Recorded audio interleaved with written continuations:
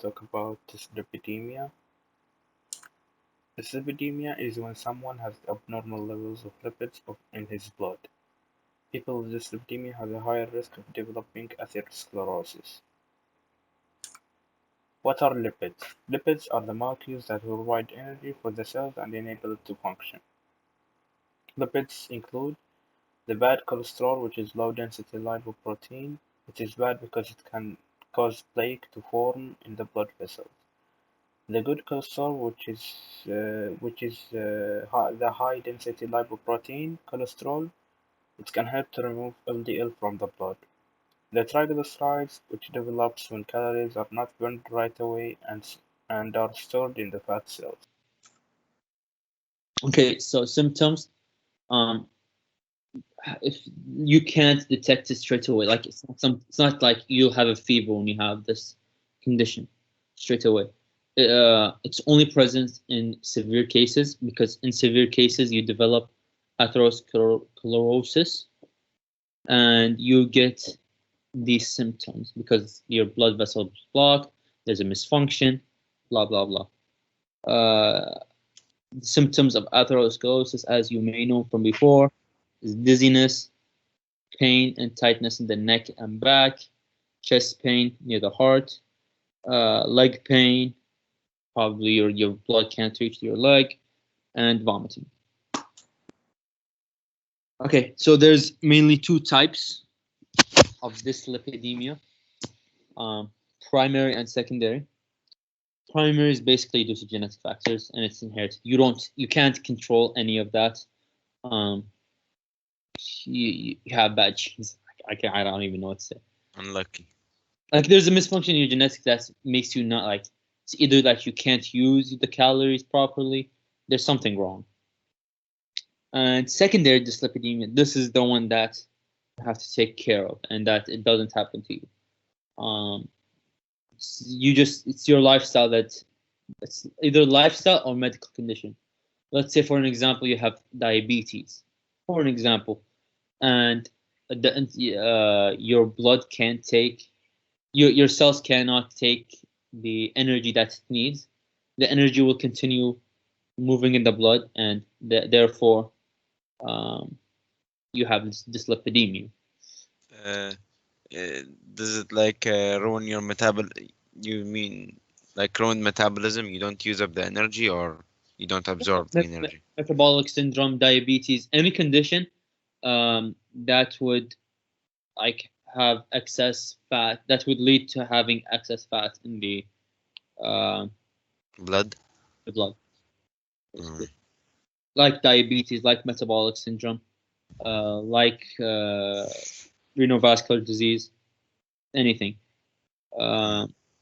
But most importantly, the one that we want to raise awareness about is lifestyle, and it's really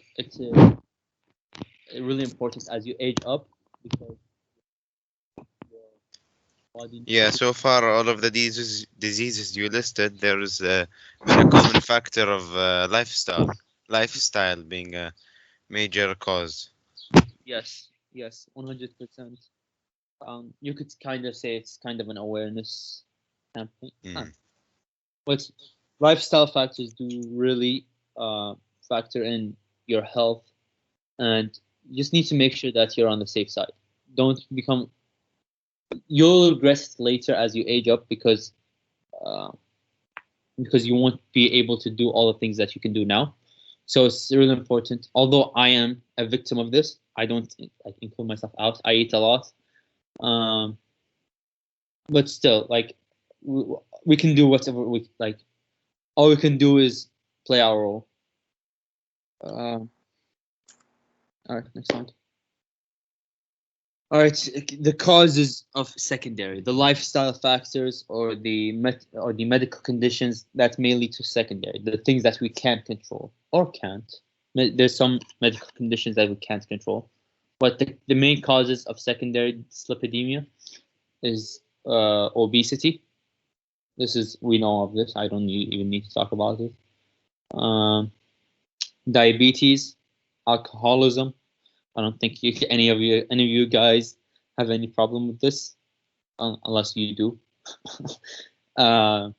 polycystic ovary syndrome. This is a hormone disorder in women. None of you guys are women.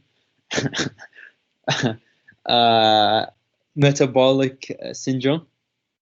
This is with your metabolism. Your cells do not intake energy as much as they need to. Excessive consumption of fat. Self-explanatory. So, the risk factors are including obesity, sedentary lifestyle, which is basically not doing physical activity, a lack of physical exercise, alcohol use, tobacco use, which includes smoking, use of illegal or illicit drugs, hypothyroidism, which is a condition in which your thyroid gland doesn't produce enough thyroid hormone, diabetes, chronic kidney or liver conditions, digestive conditions, old age. Your doctor will usually focus on lowering your levels of triglycerides and bad cholesterol. The treatment can vary whether the condition is severe or not. Treatment will include medications for high cholesterol levels. High cholesterol is usually treated with statins, which is types of drugs that lower cholesterol levels. Lifestyle changes can help to encourage blood levels. Natural treatments include reduce the consumption of unhealthy fats such as red meats, full-fat dairy products, carbohydrates, chocolate, chips, and fried food. Exercising regularly, maintaining a healthy body weight, avoiding alcohol consumption, quitting smoking. Avoiding sitting for a long period of time, which is what is happening these days due to COVID. Increasing consumption of healthy polyunsaturated fats such as those found in nuts, seeds, legumes, fish, whole grains, and olive oil. Taking omega-3 oil, which are consumed from fish. Eating plenty of dietary fiber from whole fruits, vegetables, and whole grains. Getting at least 6 to 8 hours of sleep at night. Drinking plenty of water. Prognosis. People with minor dyslipidemia usually have no symptoms. Making lifestyle adjustment is sufficient. While people with major dyslipidemia should contact a doctor if they experience any of the following symptoms: chest pain or tightness, dizziness, heart palpitations, exhaustion, swelling of the ankles and feet, trouble breathing, cold sweats, nausea, and heartburn. Here is the end of the presentation. Thanks for your attention.